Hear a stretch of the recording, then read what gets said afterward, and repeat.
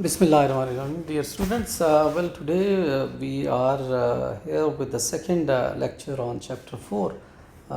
We have already seen the meaning of the chapter in detail, and in order to make it more understandable, today we are going to discuss the glossary or the vocabulary of difficult words that are present in the story.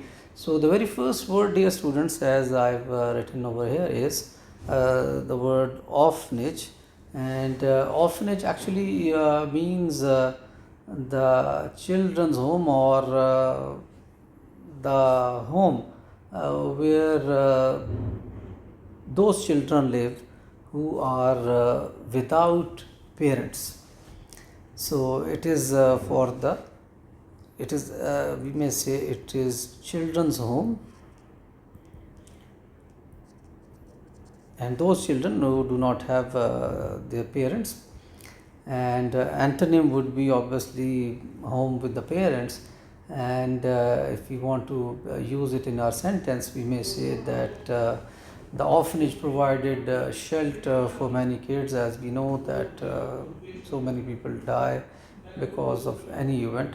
So in order to keep those children safe, there are institutions who form orphanage.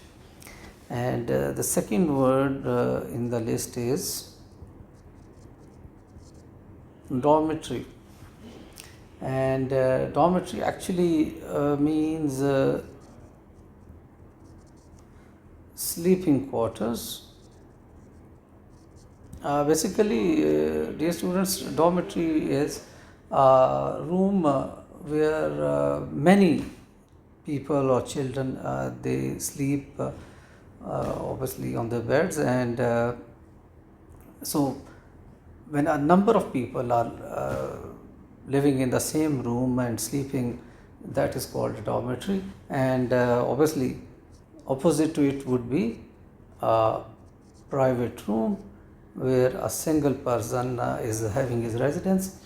And how can we use it in a sentence? We may say the university dormitory were large and airy.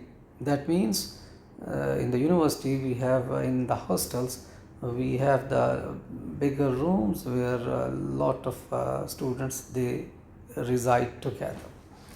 The third word that I have here is the house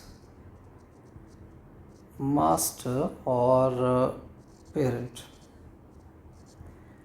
Basically, this term is used for a person who lives with the orphans in the orphanage, and an appropriate synonym can be the caretaker. So the person who takes care of the children who live in orphanage, he is called a house master or house parent. And antonym can be a visitor. That means the person who off and on comes to the orphanage, but he does not live there permanently. So we may use it in the sentence by saying that the house master looked after all the boys in the hostel. So we are taking a very positive view of the house master. The next word, dear student, is azalea bushes.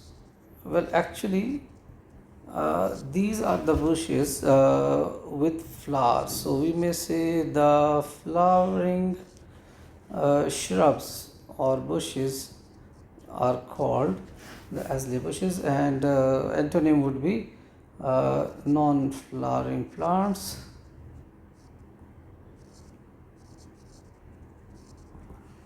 And how can we use it in the sentence? We may say the garden was lined with bright azalea bushes. So that is how, dear students, we can use it in our sentence. Next word on our list is the word strewn here, and it actually means scattered or well spread. And the antonym would obviously be collected. So, how can we use the word in our sentence? We may say clothes were strewn all over the floor. That means they were scattered all over the floor. And the next word we have is monarch butterflies. Well, monarch butterfly actually is an insect, basically a flying insect, quite beautiful to look at, with different colors. And monarch, if you talk about monarch bird, that actually means king. So these butterflies are quite big in size, but if we collectively say it, well, they are a kind of insect. And the antonym would be the non-insect animals.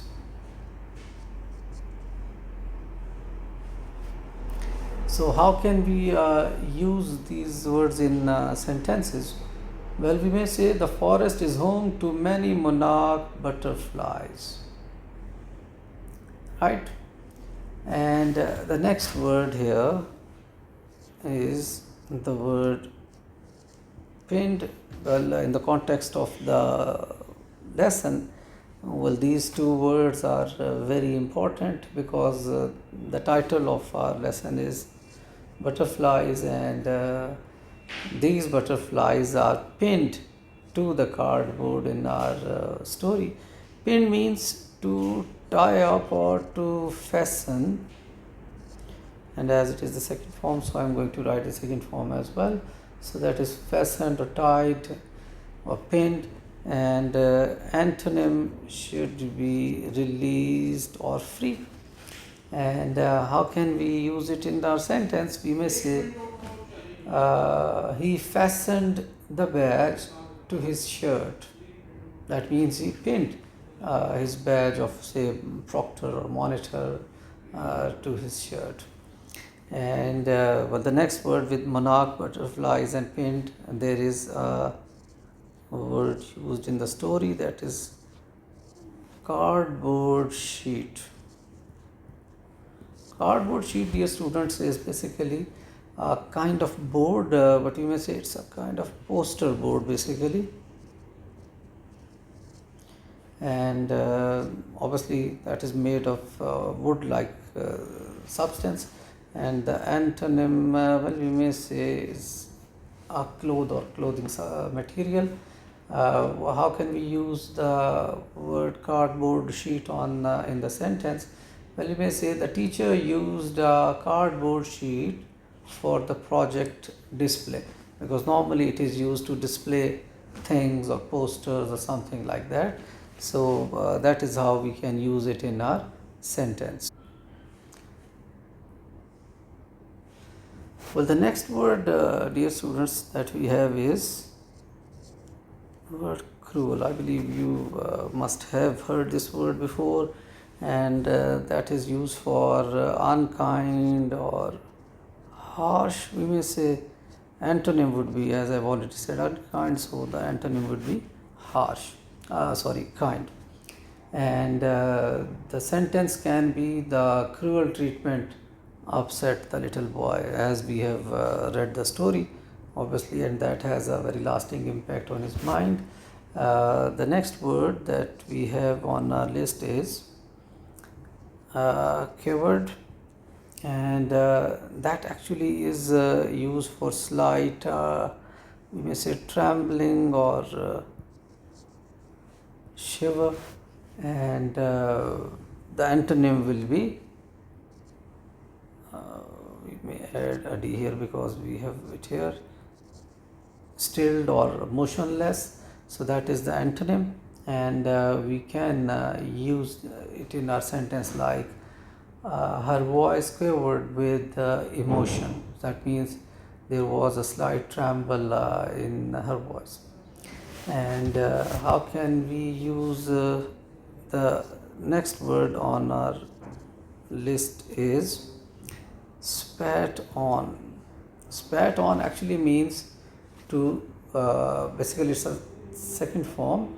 So actually it is spitting or throwing saliva. So it is actually expelling or expelled saliva on someone. And how can we have the antonym? Well, you may say wiped clean. Obviously, when we throw or expel saliva, that is a dirty thing coming from the mouth, and we can have the antonym in the form of wiped clean. And how can we use it in our sentence, dear students? We may say he accidentally spat on while laughing. So that means an involuntary, that is a kind of involuntary motion, that the saliva came out of his mouth while laughing. So the next word here is torn wing. Well, that should remind you of the young boy's attempt to save the butterfly. How can we have the synonym is, or the meaning is, the damaged wing basically. And antonym will be the intact or the safe wing. The sentence that we may have is the bird had a damaged wing and could not fly. Obviously, dear students, if a bird does not have the wing intact, it cannot fly very easily. The next word is garbage room. Well, garbage actually means trash or the waste. So it is basically the trash room where the waste is disposed, and antonym would be the storage room where useful things are kept. The sentence can be the janitor took the bags to the garbage room, means the cleaner he has to dispose the trash into the garbage room. Okay, dear students, the next word is yelling. Yelling actually means to shout in a loud voice, and the antonym would be to speak gently, or well, we may have the word whispering. So how can we use it in our sentence? Well, we may say the coach was yelling to the players. That means he was shouting at them in a loud voice, giving instructions to them probably. And the next word is the blackberry bushes. Well, we have already talked about another kind of bush in the previous have. And well, these blackberry bushes are the bramble plants which have small berries on them, and we can say the bramble plants. And the antonym would be grass, which is void of any fruit. So we can say that blackberry bushes were full of ripe blackberries. That means ready to eat. So that is how we can use it in our sentence. The next word is bury, or as it is used in our story, it is buried. That is the second form of the word. Well, bury actually means to put someone under the land. So it is basically the inter, that is the synonym. And if we take something out of the ground, that is we may say unearth. So that is the antonym. And we can use it in our sentence like, they decided to bury the time capsule in the park, or the landlord was buried yesterday, as obviously he has died. So this is how we can use this word in our sentence. The next word, that is also a very important word in the context of the story, that is shoo them away. I've already explained that means to chase something, and if you remember the story correctly, the boy used to shoo the butterflies. That means he used to chase away so that they would be free of the housemaster's cruelty, and the antonym will be to invite in. And how can we have a sentence? The shopkeeper tried to shoo the stray dogs away.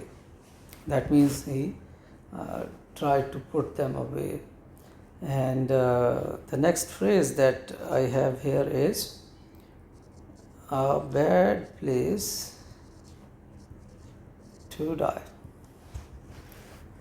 A bad place, actually that is the main word over here. That is actually meant for a dangerous place, not a good place obviously to die.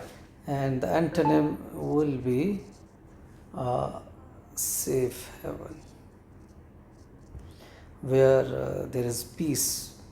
So it's a kind of violent or dangerous place. We may use the word in sentence like, the abandoned building was a bad place to die for anyone. That means it was quite dangerous to live in that building. The next word on our hand is shattered pieces. Shattered actually means broken, dear students. So broken, for pieces we may use the word fragments. So when a thing is broken, it is called shattered, and antonym can be the whole or complete object in one piece. We may say the vase lay in shattered pieces on the floor. That means it was broken, and obviously the pieces were shattered all over.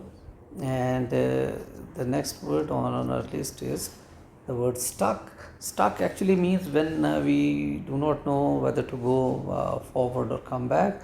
So that is actually fixed at some place, and the antonym will be detached, free of something. So we may say the key was stuck in the lock. That means it was not coming out. So that is how we can use it in our sentence. The next word, dear students, is injustice. Injustice means when you're not fair to someone. So we may say unfairness. That is the antonym, and obviously its antonym will be fairness or justice. We may say that the decision was an act of pure injustice. That means there was no justice kept in mind while making that decision. And the next word we have is the word trauma. These days it is used a lot. That is actually used for a mental shock, and